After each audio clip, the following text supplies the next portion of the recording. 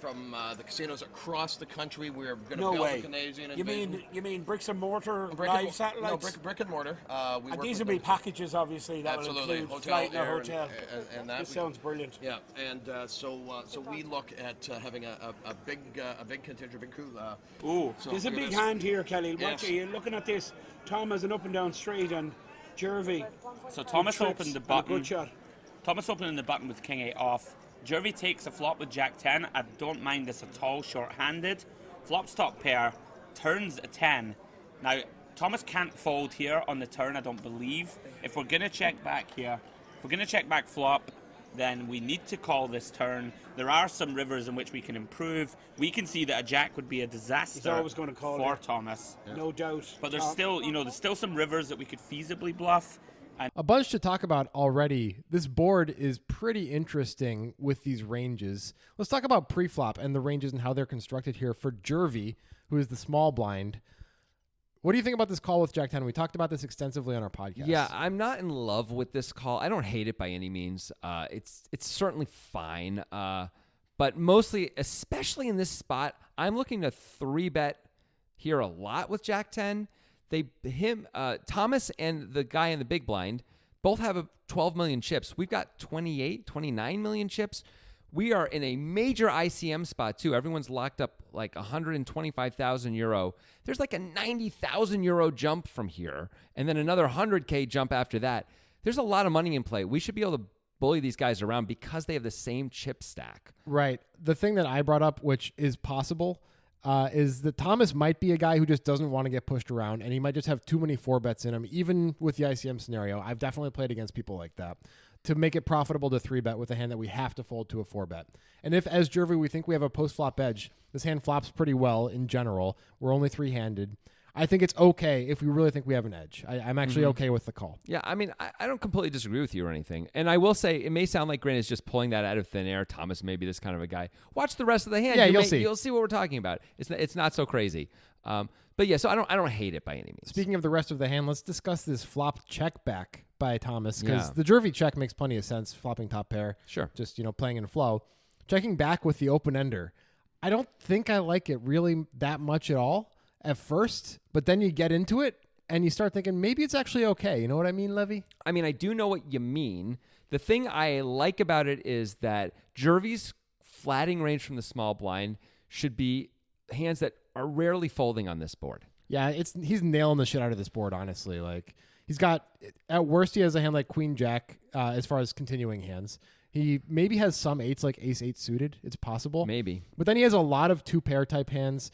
Clearly, he has Jack 10. He has plenty of 10s in his range. He probably has some 7s and 9s. Maybe even sets in his range. Maybe even some straights, although maybe not. Not entirely sure. I mean, but also hands like Ace Queen, he's the chip leader. He may not fold to a C-bet. Well, he's probably really 3-betting Ace Queen. Oh, you know what? That's true. But Yeah. that's a fair point. Basically, if we're C-betting and we expect fold equity to be part of our plan, we're hoping he has a hand like Ace Wheel suited that didn't 3-bet. Those are the types of hands that is, of course, not of spades. Those are the types of hands that we can expect to fold. Other than that, most of Jervy's range has something to do with this board.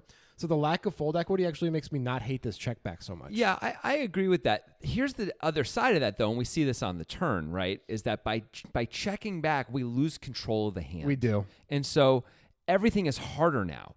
Like, Jervy gets to decide how big the bet is on the turn instead of us. So it's kind of too big. Like, calling is mathematically incorrect, especially with this kind of a draw where any improvement, it's probably going to be really hard for us to get paid anyway. So the implied odds really aren't there, you would think. By the way, if we improve to a jack, Yeah. making us a straight, we're not getting paid. The other guy's getting paid at this point on the turn. That's a great point. So let's talk about this call. It on its surface looks like, okay, you have to continue here, and that was your point on the podcast. It was. But I think I convinced you that this is a fold. Yeah. I know it's weird to raise this hand pre-flop, check back the flop, and fold the turn, but those three things might have literally all been the best decision, even though it feels weird and wrong and kind of like hurts your pride to fold the turn with the King-8 once you flopped well enough to feel like you should. open-ended Right. here, man. But when we think about why we checked back the flop, which is because of Jervy's strong range, Jervy still has that same range, and he's actually got it even to a further extent because he's deciding to bet now. I don't know if we can potentially call this and be okay. Like, the fact that Jervy has Jack 10 is not a surprise, right? That's definitely one of the hands in his range. Yeah. Anything that's Jack 10 is a real problem for us because the Jack is a real problem for us. Then we lose the tournament on a Jack coming most of the time. Right. Yeah. We have our sevens or sixes, to make a straight. Everything else we're losing. We lose a showdown with now, right? So that's a problem. Yeah, and I think that the Jervy's range is strong enough that we just can't call this amount. I think it's fine just to let it go. So going all the way back to the flop now, I know we're into the turn, but if we were to bet the flop, now everything's going to be easier because Jervy's almost never going to lead the turn out of nowhere. Right. Now maybe he would on this card actually, but often we believe anyway, we can just check back the turn if we want or set the price in any way we want. Well, Thomas decides he's going to call. So I guess that means we get to see a river. Okay. I'll show you a river of Bitcoin on Nitrogen Sports, baby. Use the link in our pinned tweet to get access to our monthly tournament and other fun Poker Guys stuff. Nitrogen Sports has it all. It's got poker. It's got sports. It's got gambling in general. It's fun. Get on there. Get you some poker. Our king can be live. Our 6 and Jack can be live. Let's see. River is a blank. I expect Jervy to go for value here always. John's range is pretty capped here in general. He's going to have a lot of 9x, 7x. I do think the Jervy will bet river. Maybe somewhere in the realm of 4 million or something here could be good. He knows he has the best hand, right? Always in the spot. Oh, 100%. Yeah. Definitely going to go for value. I love his table presence. The handsome son of a bitch, too. Eh? Here we God go. bless him. Let's see. Looks like around about 4 million. Going a little bigger. Looks like 5 million. So he is trying to represent a big bluff. We can see that John's all going that to fold. information has been fed back to Jervy of the previous tangles between Tom and himself. And Tom, we know he's not a believer. For sure. He He's- called with a queen high before. Queen Is he going high. to call with a king high here? What's going through his mind right now? Incredible stuff. Jervy He's all versus in. Tom. And Tom moves all in. This is incredible stuff. Tom has turned his hand into a complete bluff. I thought he was considering a call with king high, but now he pulls the trigger. This is unreal stuff. I mean, this is painful for Jervy. But What do you do if you're Jervy? I mean, this is almost never a bluff. Almost never. An incredible hand here. Tom Gallagher just pulling the trigger. And he never believes this guy. And Jervy asking for a counter now. You can see the stress on Tom's face. What Tom, a gangster. I mean, this is just incredible. Yes. Oh And- my and God. You know what's going through Tom's mind? That he made a mistake the last time he called him a queen high, that he should have raised him back. And he'd never make that But mistake it's- again. I don't think this is going to work, Andrew. We don't really rep many value hands. Thomas has to feasibly be able to rep that he's checked back a hand like pocket 9s, like pocket 7s, even like 10-9 and 10-7. He doesn't do that on the flop, Never. right? Not with spades. I mean, there. never. No, not with the potential We strays. can maybe Yeah. represent queen 10 off that doesn't want to get check raised. And do we call the turn with pocket 3s? I don't believe we do. This But is honestly, unreal people stuff. never bluff here. This is an incredible hand. This is sick. But look, I don't think it's going to get through. I think Jervy's going to figure this one out. I think so too. I mean- think he's gone through the situation, and what hands beat him in this situation. I mean, I'm sorry, I just got to throw it can in you here. just check out Tom's What a demeanor? boss. He is so stressed now because he knows that his tournament's at stake. Well, look at the smile on Jervy's And face. Jervy He's counting just- out He's not the money. happy. He's not happy about this. He's happy. Thomas not happy. looks so chilled. I gotta hand it to him. He's engaging him in conversation. Yeah. Sorry, guys. Jervy is a top-class live Wow. player, and I would not be talking to Jervy at this stage. Yeah. I really wouldn't. I would completely shut down. I don't know. I kind of like it because if I you're mean, nervous, you this just is don't look unreal at the stuff. guy. No one ever bluffs here, though, right? It's impossible to have a bluff here. Absolutely Everyone impossible. in the chat, right, is like, "Oh, this is terrible. What are you doing?" And look at Oh, Jervy. see, he's still not calling. He's not happy about it. If this gets through, Thomas, Yeah, but you you're see, my new hero. Okay, Jervy folds all kinds of ace nines, king nines in this spot. Yeah, right? but he doesn't bet 5.5 million. That is the key here. That makes me think. I can't believe that Thomas has gone for it over the pot size And look at the river bet. difference in money that this whole situation that you're talking about here. This is just unbelievable. He He I'm does so crazy call and it's so calls it unlucky. off, and Thomas is GG. Wow, I'm not. He did the thing. He did the thing, and the thing didn't work. Can't believe it. I can't believe he did the thing and that the thing didn't work. The thing is so cool. We've been talking about this play, this move on the river, raising for very little as a bluff. Like, you go all in and you just don't have that much left. How could it be a bluff? So that's why we love it as a bluff. How often have we seen that in all our years of doing this? Maybe twice. This is a big ICM spot to do it into. I can't believe he did it. Yeah, this isn't day one of a $300 tournament. This is 75 buy-ins on the line from third to second. Like, Yeah. This is an absurdly huge ICM spot to do it in. This is really the thing. Like, the move that we've been talking about for years. Thomas is doing it here. He's also doing the thing where he like kind of looks like those amateurs who really, really have it and want you to think they don't have it before he moves in. Like, oh no, oh darn, my life is so hard. I have the nuts. I'm all in. You know, he kind of looks like that too. A little bit. It's incredibly strong for all of these reasons. It is.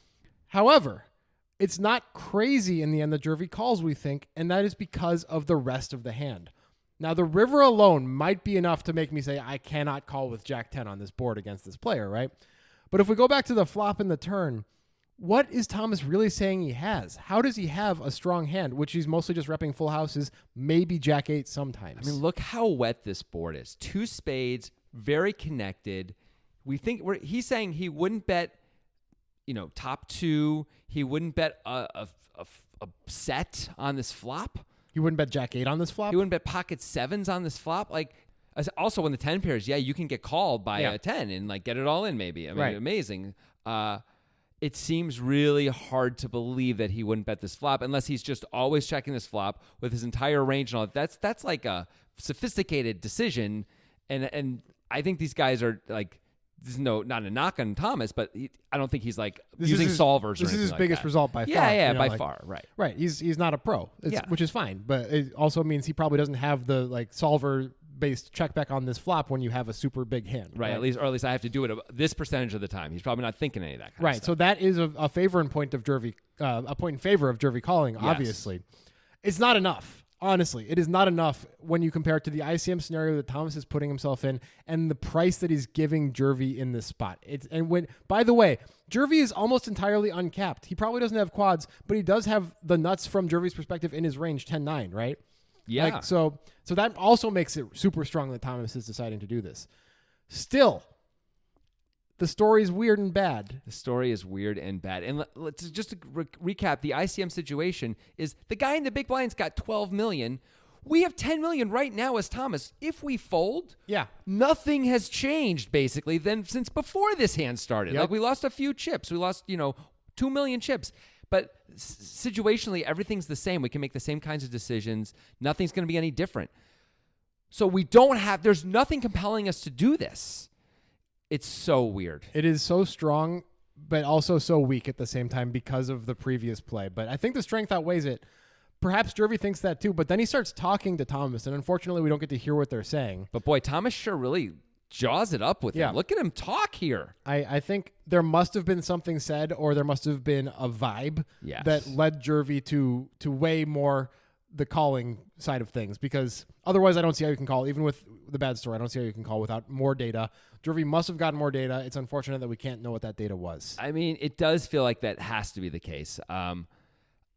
When this was happening, when we were watching this hand play out, we didn't know if Jervy was going to call. And we saw Thomas talking. We were both saying he should keep his mouth shut. Yeah. Do not talk to this guy right now. How is that going to help you? Unless you're sure he's about to click the call button, you should keep your mouth shut, because you're actively trying to dissuade him. Fine. But the longer Jervy takes, the more likely he's going to fold, I think, usually. Yeah. It depends. You get a different vibe from different people, I guess. This feels like just keep your mouth shut and sit there. Let him do it himself. I honestly still can't believe Jervy found the call. I agree. Woo! We finally saw everything came together, right? The crazy bluff on the river, and then the call into the crazy bluff that should be only strength. I'm so excited we finally saw that. There are things that we like about this hand. There are things we think like, we're not so sure about with this hand. On really every street, really, we have some things we're wondering about. So what do you guys think about some of these more interesting decisions, i.e. Thomas deciding to call the turn, Thomas deciding to check back the flop, Thomas deciding to go shove the river for everything. Oh my gosh, I can't believe he did it. And ultimately, Jervy's decision to call. Let us know in the comments what you think about any of these things that strike you, or something else that maybe you think we missed. And if you want to hear a more in-depth discussion about this hand and many other hands, including a lot of hands that we don't have videos on, check out the podcast. It's the Breakdown Poker Podcast with the Poker Guys. We'll see you there.